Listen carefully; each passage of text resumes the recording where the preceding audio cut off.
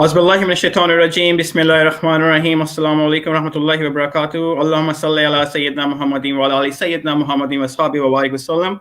Dear viewers, Assalamu alaikum warahmatullah. Warm welcome again on live on Waqas with Muhammad Waqas QURESHI. I'm your host, and I'm talking from Melbourne studio from Australia. It's 8:15 p.m. Today we have brought the talented and very skillful personality among ourselves who remains me the concept of Shaheen of Iqbal. He has great entrepreneurial skills. He is the CEO of the company. He has involved himself in different ventures of different companies as well. And moreover, on his if you see his professional life, you can see his different perspective of life, which he's doing work for the humanity. And we are so delighted and we are so happy to have him in the Voice of Australia. We will take a short break and we will get back to you and with the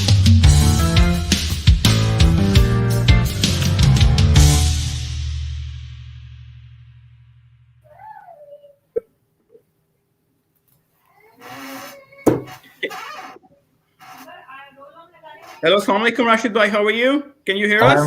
Walaikum assalam. Thank you so much, Waqas, for having me on this show. I'm truly humbled and honored. Thank you. Thank you so much, Rashid bhai, for having us as well on the Voice of Australia. I just would like to just give this brief introduction in your presence that Rashid bhai is a great entrepreneur, speaker, author, and mentor. Mashallah, he has achieved so many accomplishments, which is not only beneficial professionally but also for the sake of humanity. He's a CEO, founder of an evacuation company which is focused on saving lives through effective emergency management system. As an all-rounded security and risk specialist with a background in law enforcement and IT, I saw Rashid bhai, mashallah, he has done a lot of troubleshooting, which resolves the emergency management, which is currently handled with different organizations. And Rashid bhai, before I go on and talk about your profile and talk about your resume, I would like to give you a mic and start and give you a brief introduction and the great things which you have done in Australia and which is recognized all over the Australia, not only Australia, but in America, United States, in Malaysia, and all over the world. Thank you so much. I'm quite humbled by the introduction. Thank you, Waqas. Came to Australia in 2005, and since then I was part of one of the top 4 banks in Australia. So I worked in as a databases. So I started my career in Australia from the databases, and from 2006 onwards till 2019, I was within the database and emergency management and the investigation space. What it bring to me was in 2011, I actually joined as an emergency manager for the bank, which gave me an exponential exposure to a lot of different sides of emergency management.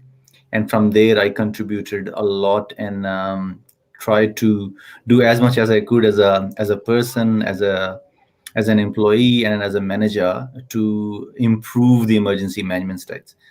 Within that space, so I found that there was a few things which can be improved. Obviously, every place has got. And the technology is evolving so quickly, we really need to address these gaps pretty quickly. And that's what I did. So started working on a research and development idea from 2014 onwards. And in 2021, we finally launched this on the 6th of May. So that is the journey of evacuation. But in the meantime, I was part of the bank within the investigation space. So I was a police liaison officer, where I helped found more than 200 people who are gone missing in Australia. So my core job was to help the law enforcement agencies and help crack a lot of investigations which were going on. So that's pretty much me. Is there anything I can? So I will just split up your whole profile. Like when I was looking your profile, and mashallah, when I saw your magazine as well, which I will get back to it later down the track. But your background was bachelor's in physics and mathematics, and which makes me baffled to think about that. How did you change up your whole career, and what makes you to go for innovative idea and get back to the IT sector? Because as you mentioned that you just joined in 2011 that some bank and you were working for them. Since then, there was a turning point, or you had something in your mind from the right beginning? I think there's few things in life happen for a reason, and When I was a very young kid in 1988, when I was growing up, there was an incident which happened, and some people who are from that region or from that area might be able to relate to that incident. That was Ojri camp on the 10th of April 1988 Rawalpindi. in Rawalpindi. So I was a very young child at that time, and because I was living in Rawalpindi, um, I saw that thing unfolding in front of us. And there was a small primary school where I used to live. And as soon as the incident started to happen, I wasn't feeling well, so I was staying at home. It was Sunday. I still remember it like it happened yesterday. And I was staying at home, and I saw the screaming of the children across the road, and I just simply jump off my bed, went outside, and helped small kids, guiding them towards their homes. I think that was one of the things which got embedded in me to help others and save others. Um, my mom and dad, like when they found me after an hour and a half, especially in that chaotic moment, they weren't really happy to start with. They were trying to find me where I was, and then when I found that what I was doing at the time, then they were really appreciated me. And then I think that appreciation got me going for a very long time to save others in an emergency space. Yes, I did my bachelor's in double math physics. So when I did that in 1999, it opens a lot of your eyes into how you can do things very differently, especially mathematics, because it's all based on core logics, and one plus one, and it's all about the logic. That Before that, I did a diploma in computer sciences as well. So that pathway which was generated from the diploma of computer sciences, and then when I did mathematics and physics, kind of got me going into computer science space. And then I did my master's in computer science in 2001. And from then onwards, databases were my bread and butter. So I worked in that space. I joined bank in 2006, but database was my core strength. Um, I can deal with databases, SQL servers, Oracle certifications, because I did that. So that's pretty much me at that time. Mashallah. So what I'm trying to comprehend out of this, that you have the driving force back in that incident, which makes you think to help the people, whoever in the need, whoever in the emergency. So now after 2011, mashallah, you implemented and you got an opportunity to do that. So, but that was your driving force, regardless it was out of your field, out of your career. Having said so, I would like to know about that concept. When you were making when you got that idea of emergency app, can you just please tell our viewers of how does that work, and how does that I know that that works for emergency situation as well, including the terrorism. It gives you the alert and all, and just give the brief description how it's different than the conventional alerts which we are having in the Australia at the moment, like the siren goes off and everyone will take the exit to the main road. In the MCG, as you mentioned, you're already working in the security in the police industry. They just issue the amber alert or purple alert, or according to the alerts. So just give the brief innovative idea, which how does that app work, and how does the whole system, I would say, works on that emergency system which you have made. Um, Emergency is a broad spectrum. The emergency preparedness, the planning, awareness, testing, trials, recovery, all of that is part of emergency management. Where we come in, like when I was an emergency manager, so where we come in, we were mostly involved in awareness, training, and test, because we don't see emergency every day. It's but Australia has got one of the top 4 emergency preparedness standards in the world. So when we say we got one of the top 4 in the world, which means we got our standards are one of the highest. And when we talk about the highest standards in the world, we are very fortunate enough that Queensland has got their fire safety regulations, and their regulatory body is considered number 1 along with California. in their emergency preparedness. So there is hardly any gap from the process point of view. Where I came in is trying to create innovation, trying to use these new technologies, because the technology is still evolving, right? So it's exactly the same as people still use the currency note. So you can still use currency note, which is the trading bills we use. You can still use credit cards and Visa cards and all of your other financial stuff you can use, True. but you can still use crypto, right? So crypto is the innovation of how the financial markets are looking towards, where you are looking towards, where you're going in the innovative space. So we did exactly the same. So the software, the system, everything works exactly the same, but we innovated through the app ideas. We implemented blockchain in there to create the hierarchy. So no other messaging can go up and down, because it's a very important space to be in. In emergency, the last thing you want that people are unable to follow the commands. They're unable to understand. So we made it very, very simple. So breaking down those complicated processes into very simple processes through the app, through the portal, and that's what we're trying to do. And we got a lot of success in there. By the grace of God, we are having a lot of success, getting a lot of queries coming from the States, from UK. I had a meeting on the other day in South Africa. I had a meeting on the other day in Netherlands. So there's a lot of things happening right now within this space, because the space is evolving, and the world wants to know what we can bring to the table to make emergency management and communication better and safer. Beautiful.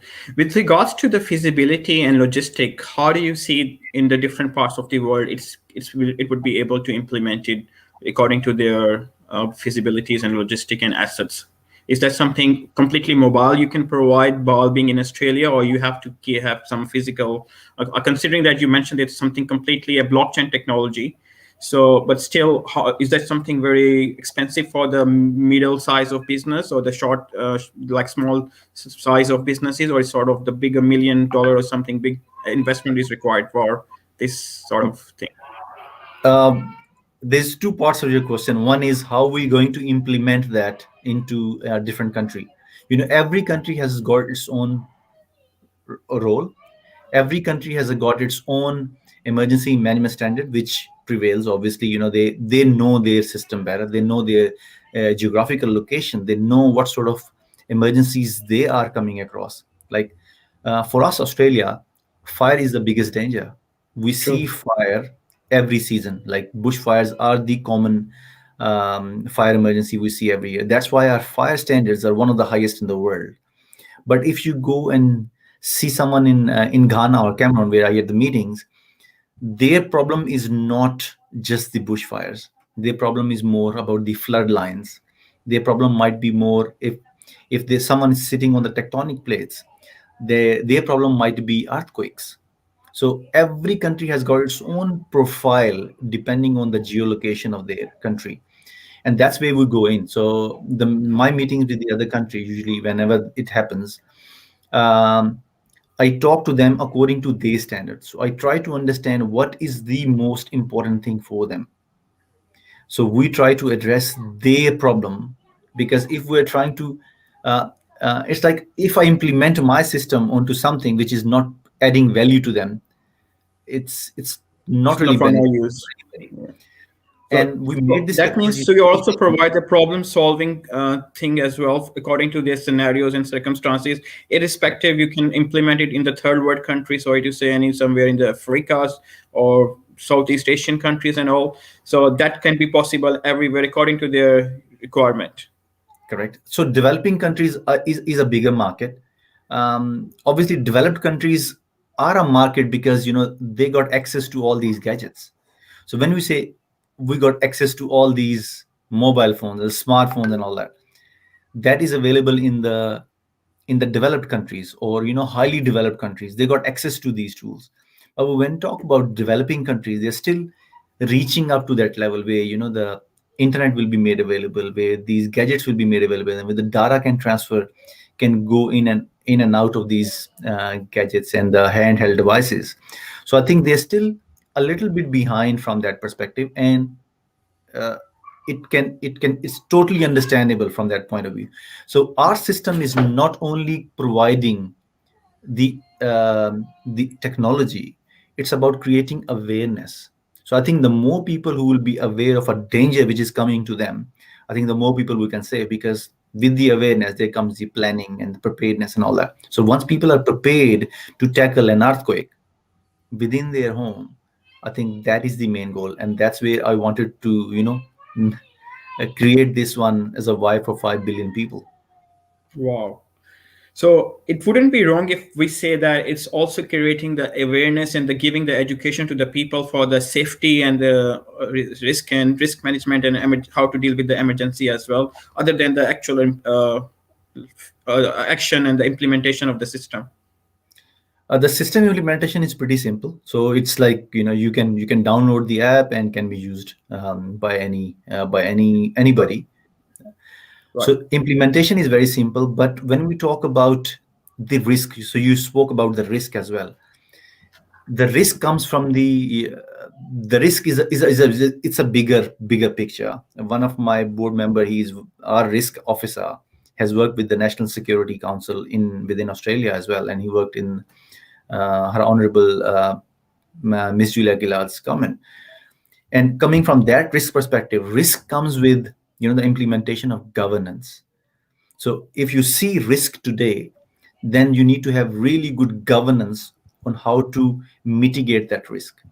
Yes, True. technology is just one part of it to mitigate those impounding risks, but still it comes from the governance side. So that's why we have within our team, we got the people who can help draft policy for developing countries. We can see at the infrastructure and create the frameworks for them. Then we come in and do the advisory and do the audits of whether these frameworks are able to work in that country, and how they are working. And then we can provide the guidance of that on what sort of technology they can use depending on their own geolocation, because some countries might not have reached that level of technology which we talk about in Australia. Beautiful.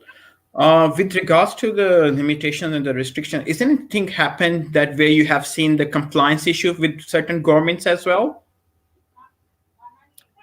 um, you know the pandemic we are just going through, actually stopped naming that pandemic right now, for some obvious reasons.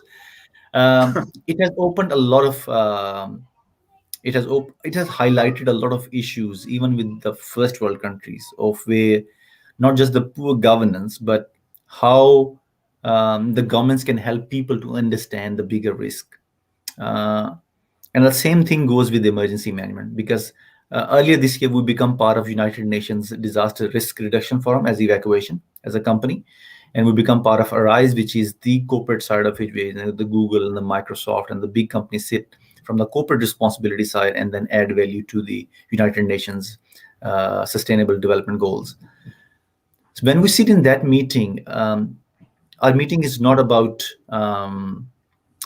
how you can fix a problem. It's about first highlighting the problem and then throwing it back to the country to say what they are doing in that particular profile.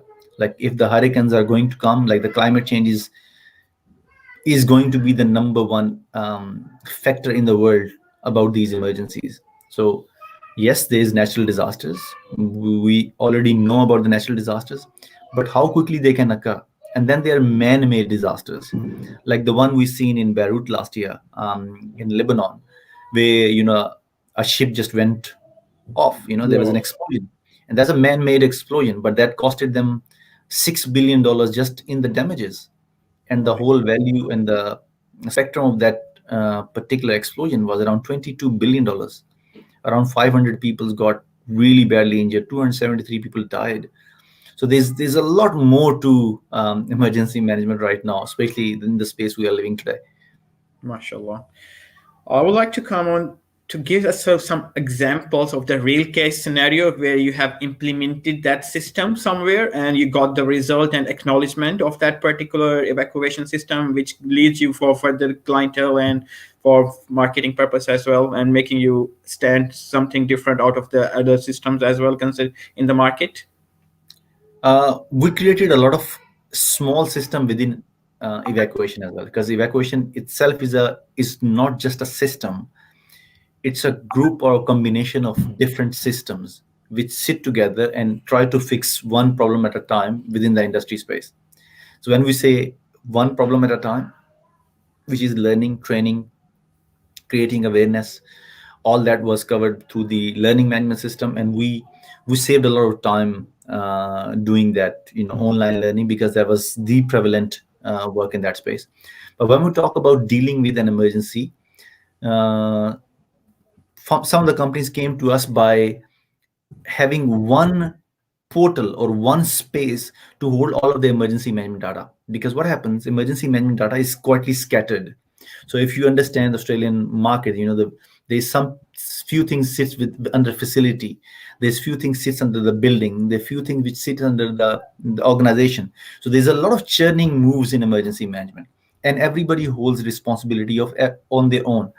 What we created a holistic view of, you can see all of your emergency management kind of derivatives within one space.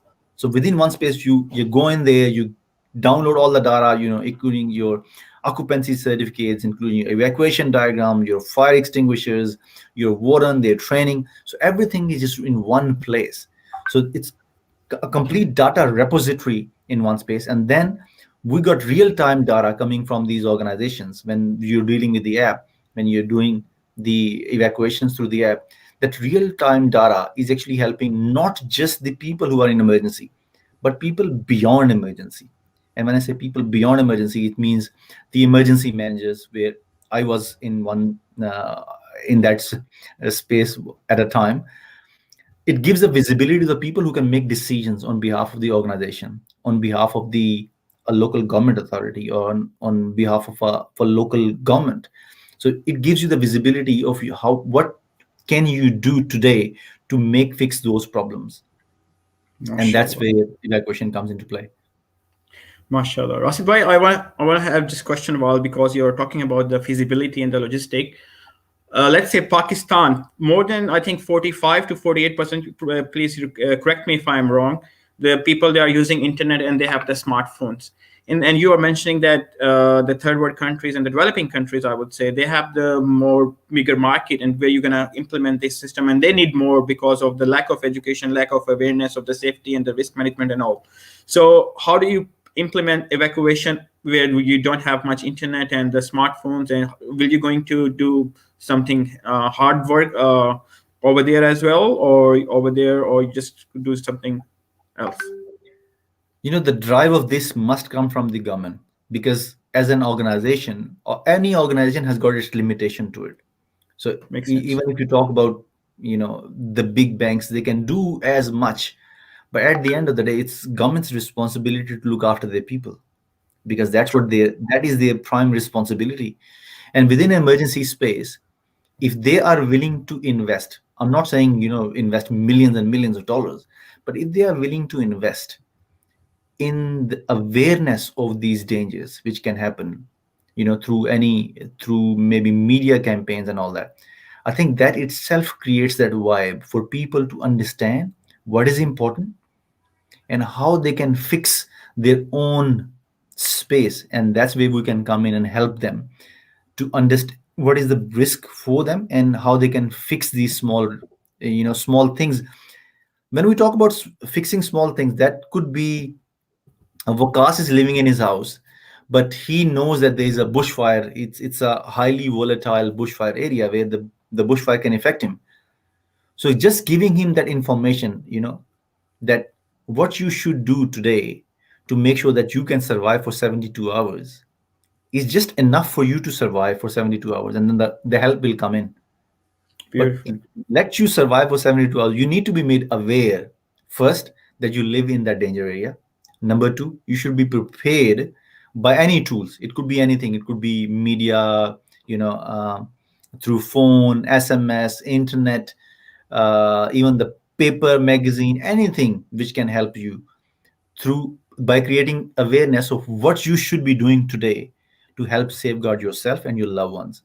What are the things you need? Like, do you need battery? Do you need water? Do you need electricity backup? Do you need phone charging and stuff like that? So if you are made aware of that, I think that drive is actually comes from the governance side. So the government has to take the initiative. Once government is ready to do any initiative, I think there's no hurdle, of adapting any technology. We are there to help. Mashallah. Now I would like to come your some accomplishment and appreciation as well, which you have received all across the board. You have mentioned me before, which I mentioned before as well. Like you are the top 100 professional in 2020 as well, and now you are in Alhamdulillah, you are in the top 50 professional in Australia and finalist for being a executive on the CEO magazine as well. So tell me about that journey and that the achievement as well, please.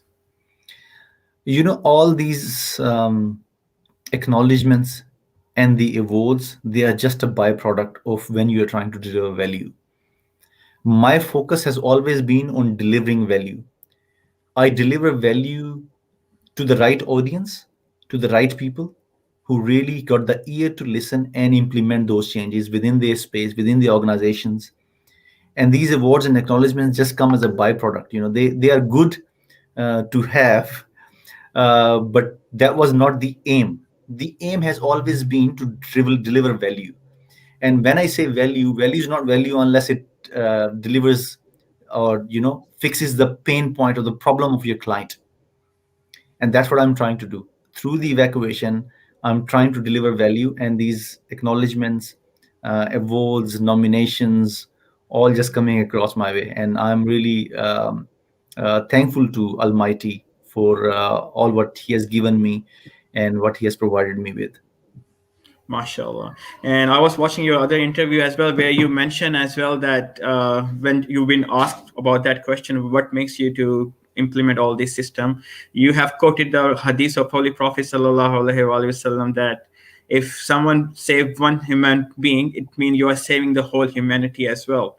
So that means you're representing not only yourself but whole community and from where you belong to, which gives the great image to your family, to your parents, the how they brought up you, mashallah. So you're having the sort of burden of responsibility and being ambassador of certain community. How do you see that when the things comes up in that way and in this perspective, when you are facing the audiences, considering that it's something not related to, how do you see that all acknowledgement and appreciation? I think it's very relatable. Human saving human life is very, very relatable to every single religion in this world. And I think that's a very common denominator of bringing someone on board, speaking to someone. One thing I never been hesitant of was how the perspective of a religion can help someone understand the values of life. And I always talk about, I've been on very different multicultural and multi-religious places where everybody has its own point of view. But I think the common thing is in every single religion is how to create the balance between living today, living with your family, doing well for your family, and making sure you leave a legacy of a Wow. better world. And I think all the religions tells us that. Islam does it in a very different way. It has got a very practical approach to doing things, and that's where it has got its own edges. So that's I never stop talking about these things, and I think that's another thing we should always be very proud of, that our religion has guide is a shining guide. If we just follow one step and follow it practically, we can do wonders. Mashallah. That's so motivational and inspirational, I would say, for the new younger generation. And I would like to learn more from you, Rashid Bhai, because you came to 2005, which is not that long period, I would say. You've not been here from the second or third generation in Australia.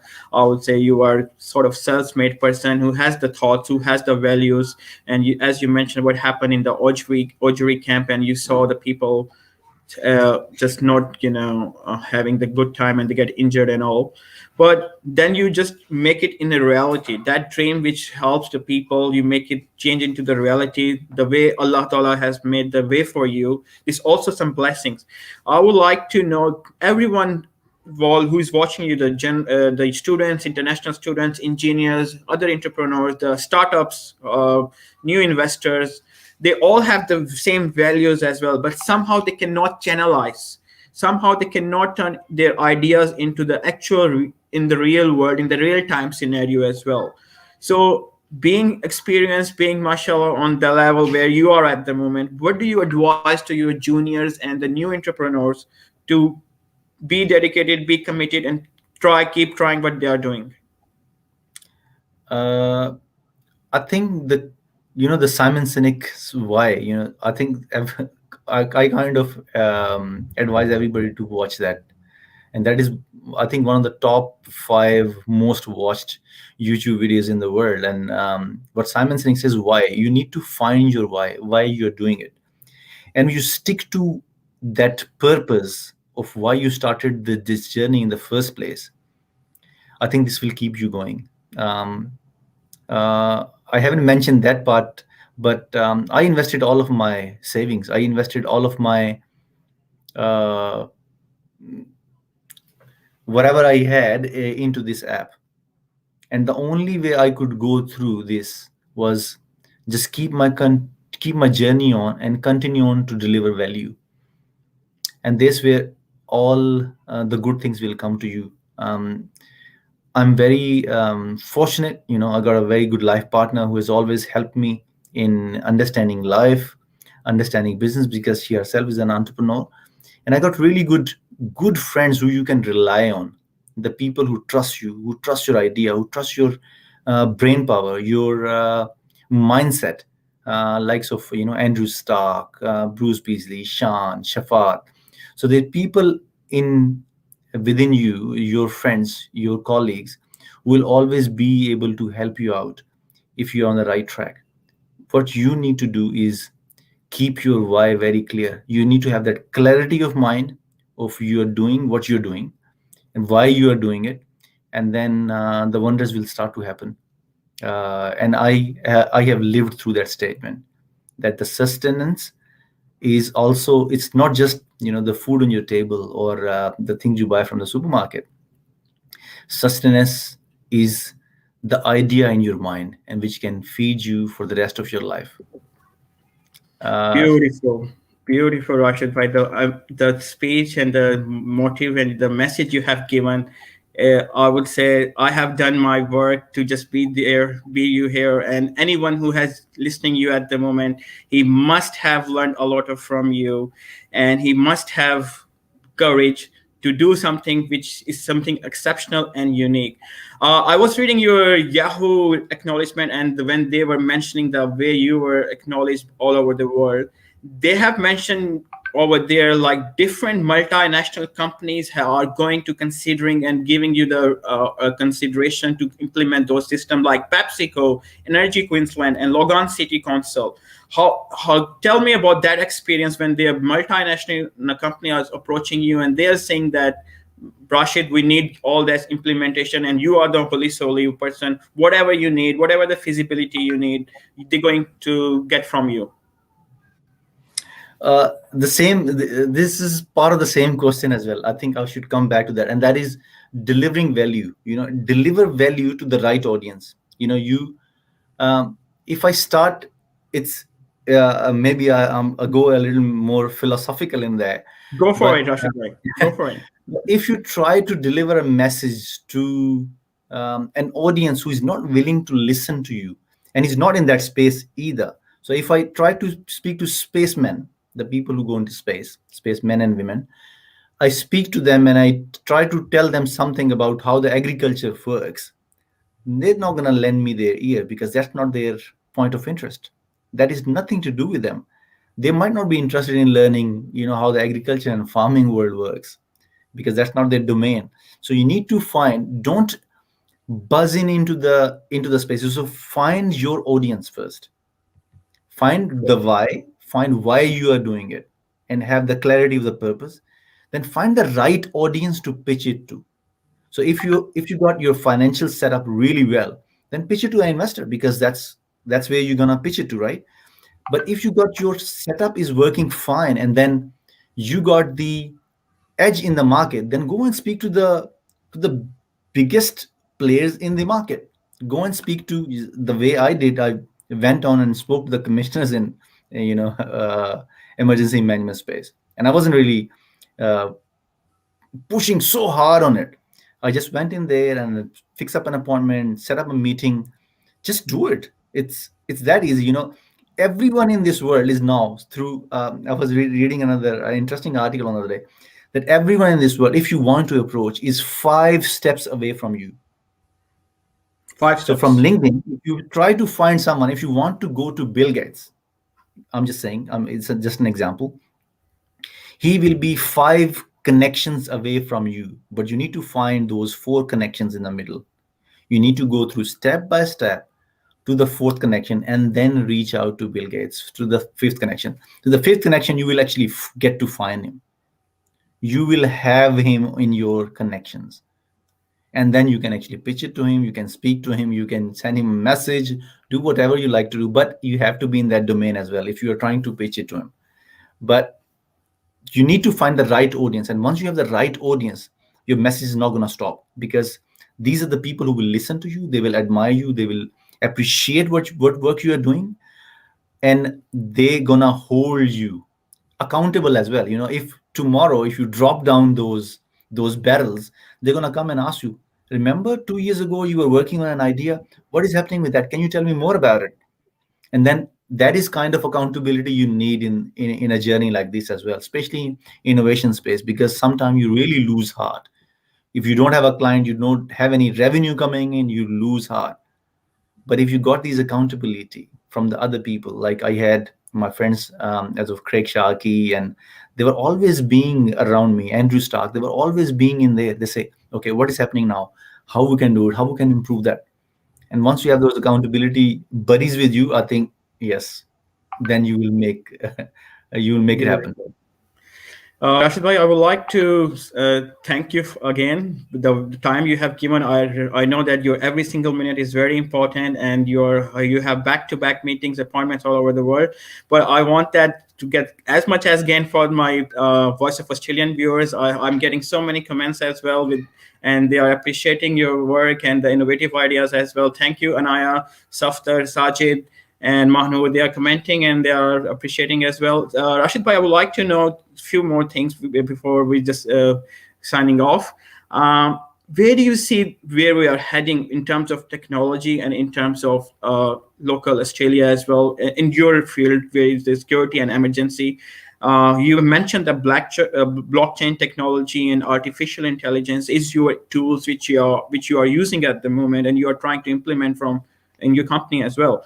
But where do you see the future of those things? And with regards to the young engineers, young students who are watching us at the moment, or probably will see us later, which sort of skills they should have to get into the future, and so which they can utilize accordingly to the time?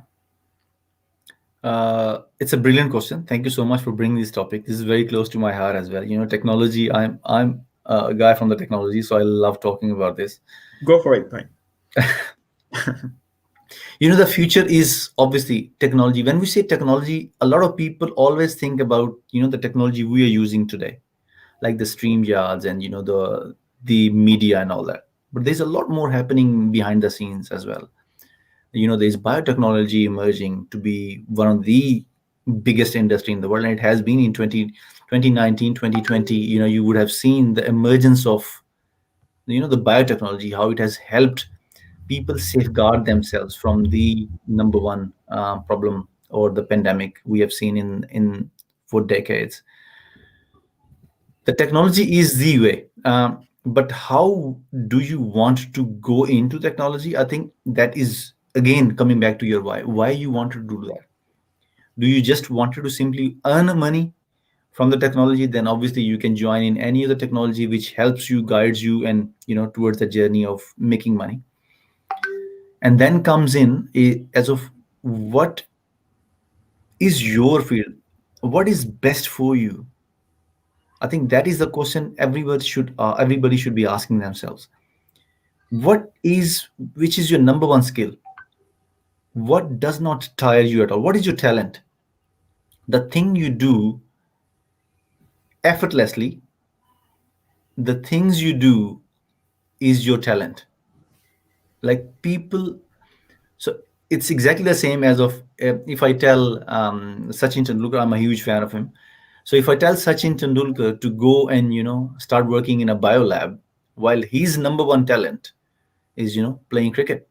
So if you need to focus on your talent, the things you do, and you don't even account for time because you do it so effortlessly and seamlessly, I think you really need to focus on that. Try to find your strengths, try to find your talents, and then whatever talent you have, whatever strengths you have, try to focus on that, because that is your real number one growth pattern. That is actually indirectly telling you that what you should be doing. you know Wow. um, there's a mentality of if Waqas is studying four subjects, let's say he's good in English, he's good in maths, he's good in physics, but he's really bad in chemistry. So what the parents will be doing, he's really good in maths, he's really good in physics, but their parents are really focused on chemistry. They really want him to work on chemistry. The chemistry is not his strength, there is a reason behind it.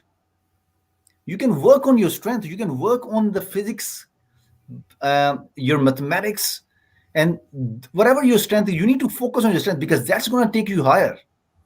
Obviously, you need chemistry to go by. You can just go, do 50% marks and go by it.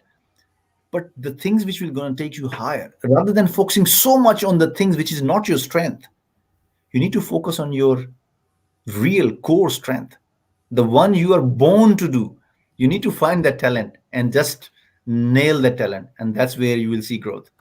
Beautiful. What a great message. This message, I would say, this is especially for the parents, because from which background we belong to, our granddad has a dream for us that his grandson would be an engineer or doctor one day. And even though the son wouldn't have that interest, they keep driving it, keep forcing themselves to fulfill the dream of the granddad or grandmom to do that. But as you mentioned, that we need to find out our actual strength and just keep working and focusing on it so we can pursue our goals and objectives.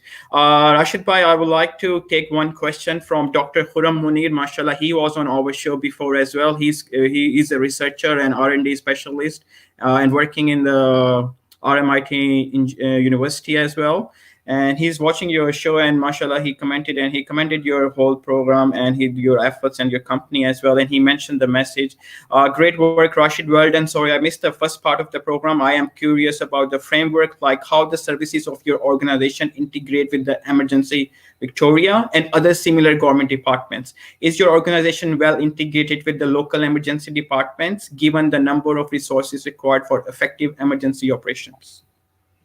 Okay. Now, there's the question he has asked is about the government, the responders, the emergency responders, who comes in. The fire rescue Victoria, emergency management Victoria, SES, and all the services. The emergency services. There's one part to that. One is alignment to that. We are in conversation with two of the departments, with Ambulance Victoria, and there's another one. I would like to put it confidential, because unless we sign an agreement with them, I will not mention them. To have a visibility created for them from the building perspective. What they have today, things coming from the fire indicator panel or from the early warning intercommunication system within the building, so that communication actually comes to them. So they have a visibility of the building in very small way. They know where the fire is, but they don't know what the building is looking like right now in these circumstances. How many people are there? How many people need to be taken care of? How many people are emergency management point? How many people have got the disability and all that? They don't have that picture. That's where we come in. We come in from the building side. We show them the image of the building, saying that this is how the building is looking like today.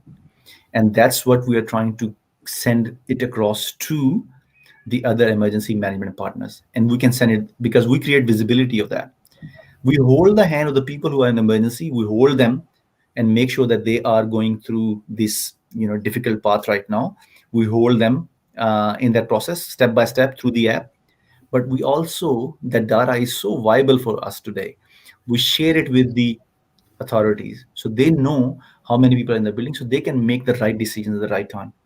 And that's what's going to make the difference, especially in the building space, especially in the building emergencies. and the warehouse or the bigger emergency spaces, that they will have a visibility of how it will interact. We got an open API. We have given it to, as I said, as I mentioned earlier, we got in conversation with some of the government departments where we can provide the visibility to them, and especially with the local government, because they wanted to have a broader look on their assets. Assets, when I say assets, means people, building, softwares, everything. Beautiful. I hope Quran Monir have you have taken your answer, and Rashid Bhai has given the detailed answer of your question.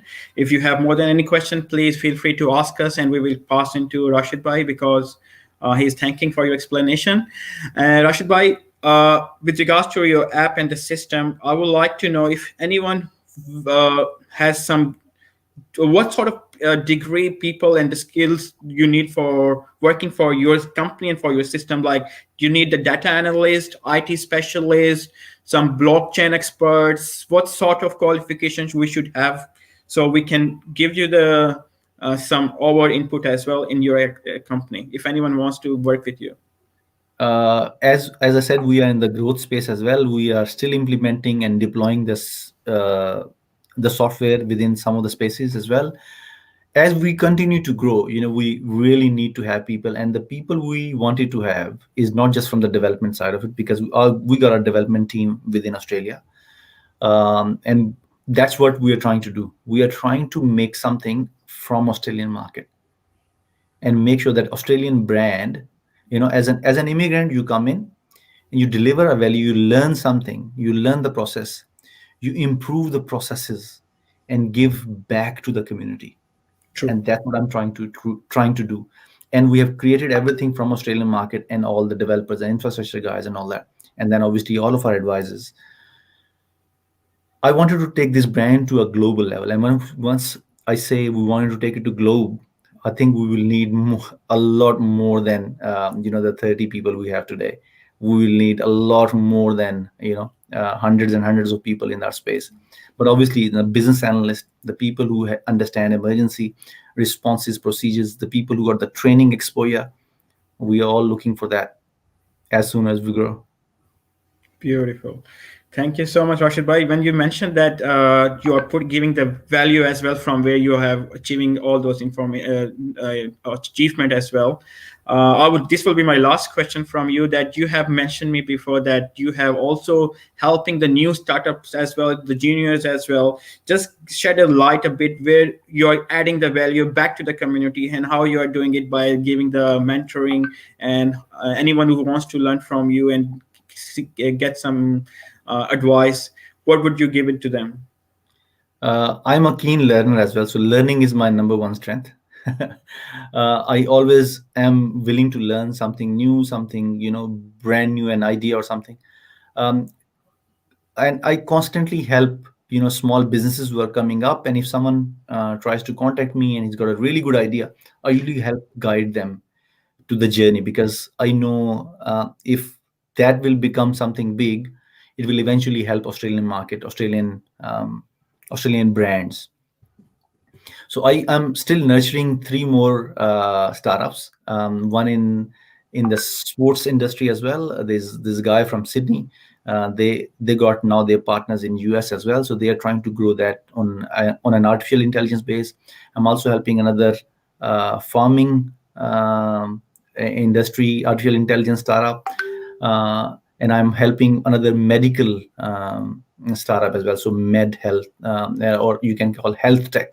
So I'm working on three other startups. I'm just helping them, nurturing them to make sure that they have another success story in the making in the future. Currently, my hands are completely full. I got a very young family to look after too. So looking after them, looking after my business, which is on the growth pattern right now, and then looking after these three and make them accountable, and making sure that they do the right thing by themselves, by their business, and by the community, to make them hold accountable for that. I think it's quite a handful for myself job. But I will continue to work as they evolve and grow up. Then I will probably help become a helping hand for somebody else who is in need today, and then help them grow their idea, build a business. Here you go. Beautiful, beautiful. Thank you so much, Rashid Bhai. Thank you so much once again for being on the Voice of Australia. Any last message you would like to give it to Voice of Australians viewers? Uh, Thank you so much for having me, Waqas. It was really nice meeting you, and I think Player. you have asked some really value driven questions. I really thank you for that, and for all the community. I think uh, as an Australian, we need to see where we are today. We live in Australia, we breathe Australia. um, yes, our backgrounds are, we come from multicultural backgrounds, we come from different parts of the world, but at the end of the day, with Australia is a really good country to live, and the people who No are doubt. living in there, they're living a very healthy and stable lifestyle. I think what we should do, we should, as a community, whatever community you belong to, as a community, then you got you got to respect the culture, understand the culture, and then do whatever is in your capacity to help grow this country. Because if Australia grows, obviously, your broader community and everybody will grow as well. And I think give back to the community, not just take, and have the mindset of giving back to the community. Beautiful. Thank you so much, Rashid Bhai. It's a great player and great message you have given to us. Our best wishes and prayers are will always be with you that maybe you reach to the pinnacle of the success and on the global level, you make the Australians proud and your community proud as well. Wish you all the best, and we will always be looking forward to give a big news to our community on our Voice of Australian channel that and hopefully, inshallah, one more thing I need to mention that you will be the winner of the finalist of the executives of 2021 by CEO Magazine. Inshallah, our prayers are with you. Thank you Thank very you. much, Voice of Australian viewers, and we will get back to you on the next Sunday with the next guest. And have a safe time and have a safe weekend. Allah Hafiz. Thank you.